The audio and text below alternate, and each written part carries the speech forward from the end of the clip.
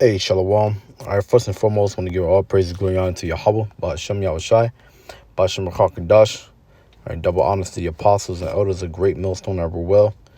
All right, peace and salutations to the hopeful elect out here pushing truth and sincerity. The water for what you do. We love you. We appreciate you through the spirit of Yahweh, Ba'ashem Yahushai.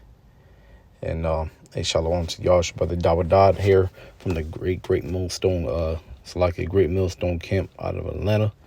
Lord willing, this is edifying, and we're just gonna continue back in Job to try to finish, getting through this book, man, because it's a heavy book about faith.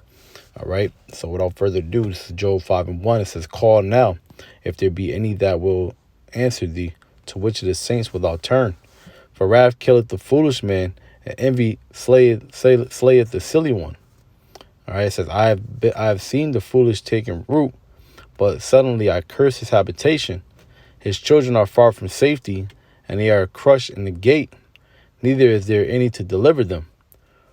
Whose harvest is hungry, eateth up, and taketh even out the thorns, and the robber swalloweth up their substance. And this is going into the curses of Jake, man. These so-called blacks, Native Americans, and Latinos, man. All these things that are happening to you. Let me see. I think I already.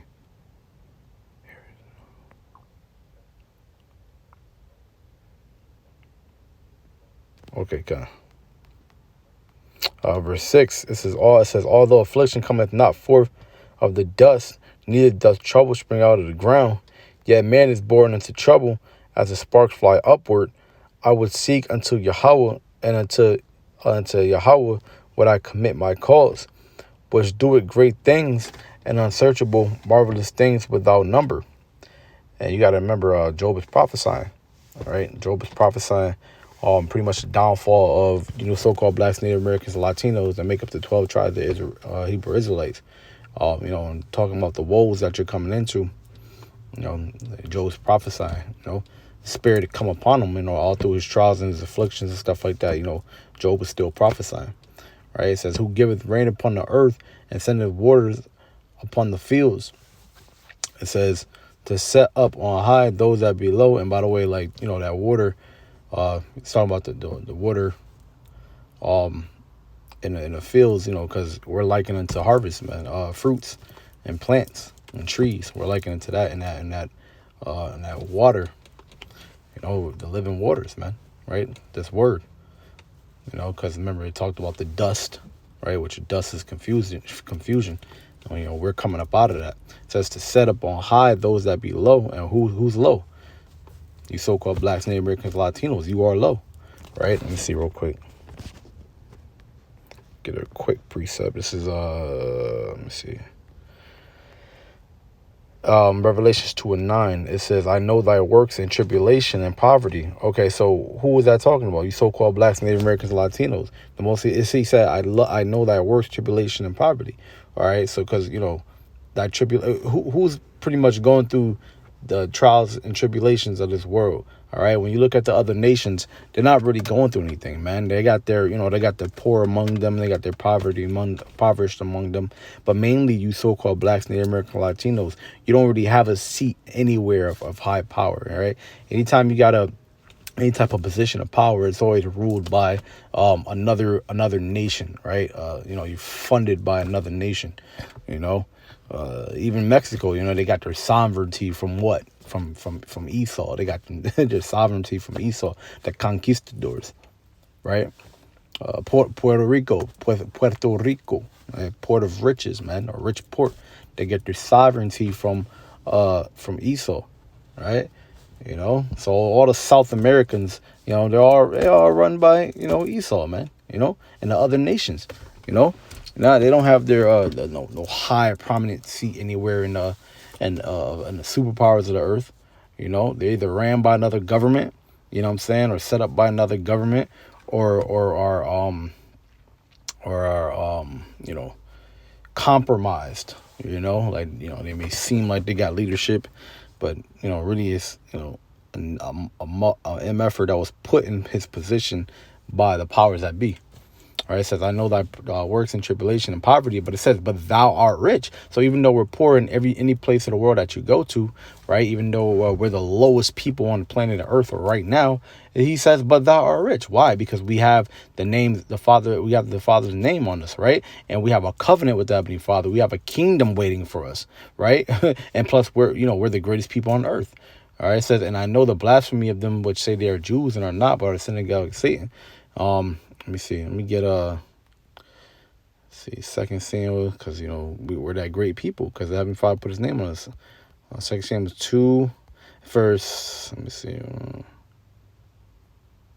Is it Second Samuel? Yeah, it is Second Samuel. That's not 2. It's, I think. Let me see. 7, maybe 7. Here it is. 2 Samuel 7:23. It says, and what one nation in the earth is like thy people, even like Israel, whom Yahweh went to redeem for a people to himself, and to make him a name, and to do for you great things and terrible, right? You saw what he did in the land of Egypt, right? To the point where everybody heard about it.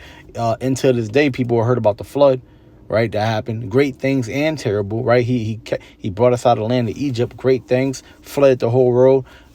Terrible things. They call him Al-Ashadya, right? Great demon-like power, right? So, what he done great things for and terrible for our namesake. It says, for the land, for his namesake, but for us, it says, for thy land, before thy people, which thou redeemest to thee from Egypt, right? We just talked about that, from the nations and their gods, where in their false idols, So let's go back into Job chapter 5, because it said let me see.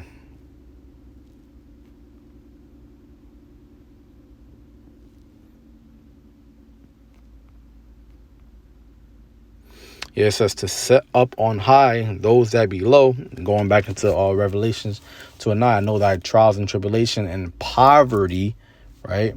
But thou art rich, right? It says to set up on high those that be low, that those which mourn may be exalted to safety. He disappointeth the devices of the crafty, so that their hands cannot perform their enterprise. Yeah, because he's going to disappoint the crafty, right? The devices, those pits, man, right, of the crafty, which is Esau, so-called white man, so that their hands cannot perform their enterprise, which their enterprise is their NWO, their New World Order, all right? And they want to, bring the Earth's population down to 500 million people, right? You know what I mean? Which, from 7 billion people, or however many billions of people it is on the Earth, because Esau can't really number these people. He want to bring it from that huge, multitude on down to a very small, minute people, right? Because he wants to put a certain amount of people in slavery. He know how many people he might need to, build up a certain societies, because he's going to destroy this place. Well, the Heavenly Father is going to destroy this place with nuclear missiles. But since Esau knows that, they know about World War III and the missiles, because they read the prophecies, they know the secrets. He's built underground layers and bunkers to go underneath and live for a certain amount of time to come back up here, and he wants to, enslave people, and he wants to enslave people and bring the Earth population down to 500 million people, so he can rule over a select few of people, and he's trying to kill a lot of people. Esau's a damn devil, man. Right? It says but the Heavenly Father is going to send Yahweh Shai back, man. And he's gonna disappoint these niggas, man. They're not gonna get to reap. They're not gonna be able to reap of the harvest. You know what I'm saying? And get the first fruits and all that. They're not gonna be able to do that. You know what I'm saying? They're not gonna really be able to live out and play out that new world order that they want so bad. And Yahweh Shai is gonna come back and destroy them and put them in captivity. Right? It says he taketh the wise in their own craftiness, and the counsel for the forward to carry headlong. Yeah. So they're not gonna like I said, they're not gonna be able to play out these events that they want. Yahweh Shai is gonna come back and he's gonna actually, pull a reverse card on these niggas, man. Uno. You know what I'm saying? And everything that they think that they, is gonna do, Yahweh Shai is gonna put them in a trick bag, man. He had already got them in a trick bag. Let me see. This is 2 Corinthians chapter 2. Verse 11, it says, lest Satan should get an advantage of us, for we are not ignorant of his devices. We've been through the spirit of Yahweh Shai that these things is going to take place. The apostles and elders been out here prophesying about the New World Order, right? And the Illuminati. Yeah, from apostles, Albert Bivens, King Masha, you know what I'm saying? High Priest Ariyah. They've been out there talking about this all the way to Apostle Rakal on down, man. Apostle Gabar, Apostle Ramila, Apostle Rakal, all the elders, Elamanatazal, Ibada, Zayawam, Alatazadakba, Alathan, Alatnap, Amon Gabar, and all them, the younger elders are up there. They've been out there talking about this, man. So the Heavenly Father's got y'all, these Edomites in the trick bag, man. That Satan should get advantage of us, for we are not ignorant of his devices, man. We're not worried about y'all. You heard? Let me see. Take away. It says they meet with darkness in the daytime and grope in the noonday as the night. In the night, yeah, because it is Esau. It says, "But he saveth the poor from the sword, from their mouth, and from the hand of the mighty. So the poor have hope, and iniquity stoppeth their mouth." So that because the poor hath hope, and that's us. It says, "Behold, happy is the man whom Yahweh correcteth. Therefore despise not thou the chastening of the Almighty." So when when you're going through things, man, just know that it's necessary, because necessary for your salvation. You don't want to be a nigga, bro, to take chastisement, the wrong way, man. Let me see if I can get this real quick. This is a precept. Is a Proverbs. Is it 10 and 15? 15 verse 10. It might not even be that. Yeah, there is. Correction is grievous unto him that forsaketh the way, and he that hateth reproof shall die. So, that's a precept, because, you're supposed to take correction, constructive criticism, man. You know what I'm saying? You're supposed to take it and build upon yourself, and it's hard to do, but if you humble yourself and you got the spirit on you, man, it's well worth it at the end, man. That was pretty much self-explanatory, but that's what that means, man. Y'all niggas, you gotta humble yourself, bro. You know what I'm saying? When you getting chastised, man, it means you went through something wrong, you did something wrong, and now you're being reproved. You know what I'm saying? And it's for your benefit, man. You know what I'm saying? It's to help build you, man. You get your father come home and you did something wrong, he kick your ass. It's so you can remember not to do it again the next time, man.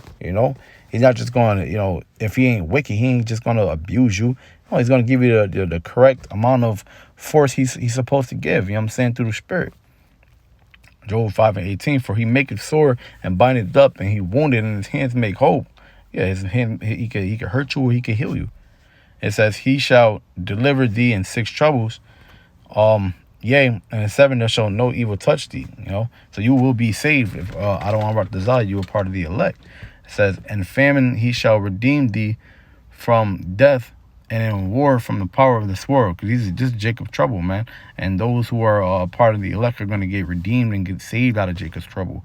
Them and their family, Adonai Barak, meaning Lord's will, they be a part of that number.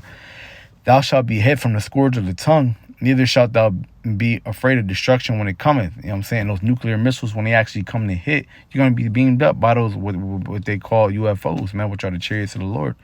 It says, at destruction and famine, thou shalt laugh, neither shalt thou be afraid of the beasts of the earth.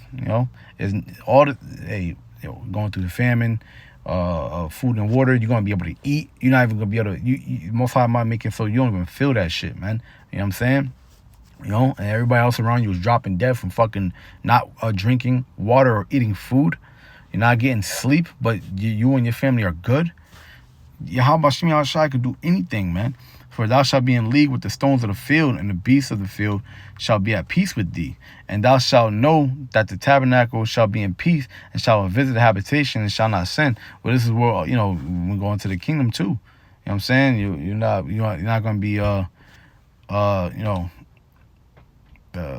how it is. You see a goddamn gorilla, he run up after your ass, and no, he don't be at peace with you, man. You know, during that time, before and during that time, willing to be a part of your elect. Yeah, and it says, and thou shalt know the tabernacle shall be at peace, and shall visit the habitation, and shall not sin. Thou shalt know also that thy seed shall be great, and thine offspring as the grass of the earth. When we're able to actually push out, abundant amount of children like the Heavenly Father really wants, in the kingdom, it's going to be, a great time for that. It's going to be, we're going to be a great big mini nation, after everything's all said and done. And then we're going to forever be in peace after that. Thou shalt come to thy grave in a full age, like as a shock of corn cometh in his season. Lo, this we have searched it, so it is. Hear it, and know thou it for thy good. That's when, we're not gonna be going through no more of these troubles, man. We're gonna, what I'm saying, we're gonna, live a full, healthy life, and not having any diseases and viruses and sicknesses and shit to worry about. You got them bones aching from getting off of goddamn 12-hour shifts. And we worry about that, working at 3:30, 4 o'clock in the morning and shit to go to work a 12 to 15-hour day. You know what I mean? Lack of sleep. You damn woman troubles and the whole 9 yards, man. And so with that, what I'm saying, hope this is edifying, and you grow in your faith by reading these scriptures, man. And Salaki, I'm just getting off of work. I'm a little tired right now. So Salaki, if it wasn't, as maybe I didn't read with. I could probably read with more conviction next time or whatever, but I don't want about this out. I mean, the Lord's will, you were edified, man. All right.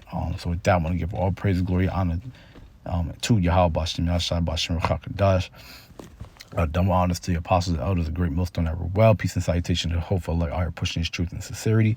The water for y'all do, we love you. We appreciate your spirit, Yahweh Bashem Yashai. Shalom to you.